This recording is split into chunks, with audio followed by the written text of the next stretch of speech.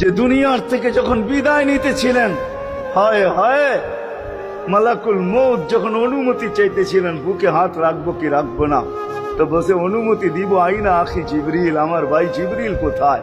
তো বলছে দেখা আসছি ফি সামাইল উলা, প্রথম আকাশে। একটু পরে উনি সালাম দিয়া ঢুকছেন, ওনার চোখে পানি ছিল। তো বলছে আপনি কাঁদেন কেন? বলে আজকে এলপিআর এ চলে যাব, আর কোনোদিন ওহির বাহক হয়ে জমিনে আসবো না।